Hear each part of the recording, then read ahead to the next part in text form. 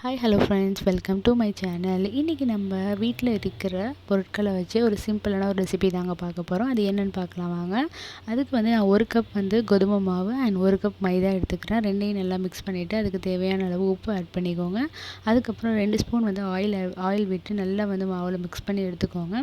அதுக்கப்புறம் கொஞ்சம் கொஞ்சமாக தண்ணி விட்டு இந்த மாவு சப்பாத்தி மாவு பதத்துக்கு பிசைஞ்சு எடுத்துக்கோங்க. பிசைஞ்சதுக்கப்புறம் ஒரு 15 மினிட்ஸ் அப்படியே மாவு நான் மூடி வச்சிடுறேன். அதுக்குள்ளே இதுக்கு தேவையான ஸ்டஃபிங் ரெடி பண்ணிடலாம். ஸ்டஃபிங்க்கு ஃபஸ்ட்டு கடாயில் எண்ணெய் விட்டு அதுக்கு நான் ரெண்டு வெங்காயத்தை சின்ன சின்னதாக கட் பண்ணி வச்சுருக்கேன். ஸோ அந்த வெங்காயத்தை போட்டு நல்லா வதக்குங்க. அதுக்கப்புறம் ஒரே ஒரு தக்காளியை நான் சின்ன சின்னதாக கட் பண்ணி வச்சுருக்கேன். அதையும் அதோட சேர்த்து நல்லா வதக்கிக்கலாம். ஆல்ரெடி நான் என்ன பண்ணியிருக்கேன்னா சிக்கனை வேக வச்சு எடுத்து வச்சுருக்கேன். ஸோ வேக வச்சு சின்ன சின்னதாக அதை கட் பண்ணி வச்சுருக்கேன். அதையும் இதோட நம்ம சேர்த்துக்கலாம். ஸோ இது நல்லா வதங்கினதுக்கு அப்புறமா இதுக்கு தேவையான மசாலா ஆட் பண்ணிக்கலாம். இதுக்கு கொஞ்சமாக நான் மிளகாத்தூள் அண்டு உப்பு ஆட் பண்ணிக்கிறேன். உங்களுக்கு தேவைப்பட்டால் நீங்கள் சிக்கன் மசாலாவும் இதுக்கு நீங்கள் ஆட் பண்ணிக்கலாம். ரொம்பவே நல்லாயிருக்குங்க. ஸோ இது வதங்கிடுச்சு. இதுக்கப்புறம் நான் என்ன பண்ணுறேன் அப்படின்னு கேட்டிங்கன்னா, சப்பாத்தியை நம்ம வளர்த்து எடுத்து வச்சுக்கலாம்.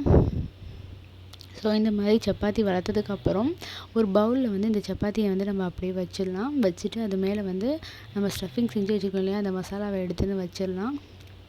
ஸோ இந்த மசாலாவை இந்த மாதிரி நம்ம வச்சதுக்கப்புறமா ஒரு எக்கை நான் ஒரு எக்கை உடச்சி இந்த மாதிரி அதில் நான் ஊற்றிக்கிறேன்.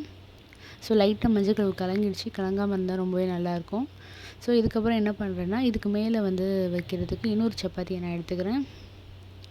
ஸோ இந்த மாதிரி இது மேலே இன்னொரு சப்பாத்தியை நீங்கள் வச்சுட்டு அந்த கார்னர்ஸை கையாலேயே நீங்கள் லைட்டாக இந்த மாதிரி பிடிச்சி விட்டு நல்லா அழுத்தி பிடிச்சிட்டிங்கன்னா கரெக்டாக வந்துடும்.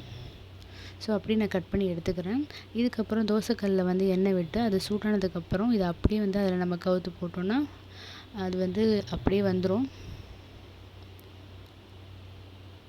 ஸோ இந்த மாதிரி நம்ம போட்டதுக்கப்புறம் அதில் நல்லா எண்ணெய் விட்டோன்னா நம்ம பூரி மாதிரி அது உப்பி வரும். ஸோ இந்த மாதிரி வரும். ஸோ இது 2 பக்கமும் நல்லா திருப்பி திருப்பி போட்டு நிறைய எண்ணெய் விட்டு நீங்கள் ஒரு பூரி மாதிரி செய்யலாம். இது ரொம்பவே டேஸ்ட்டாக இருக்குங்க.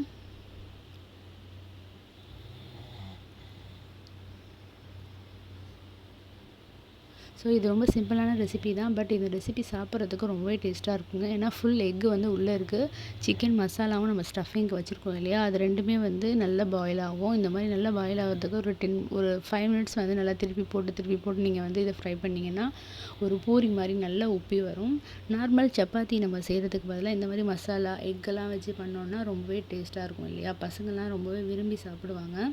ஸோ இந்த ரெசிபி கண்டிப்பாக உங்களுக்கு பிடிக்கும்னு நான் நம்புகிறேன். நீங்களும் ட்ரை பண்ணி பார்த்துட்டு எப்படி இருக்குன்னு கமெண்ட்டில் சொல்லுங்கள். ஸோ இந்த ரெசிபி உங்களுக்கு பிடிச்சிருந்தா மறக்காமல் என்னோடய சேனலை சப்ஸ்கிரைப் பண்ணுங்கள், லைக் பண்ணுங்கள், ஷேர் பண்ணுங்கள். தேங்க்யூ ஃபார் வாட்சிங்.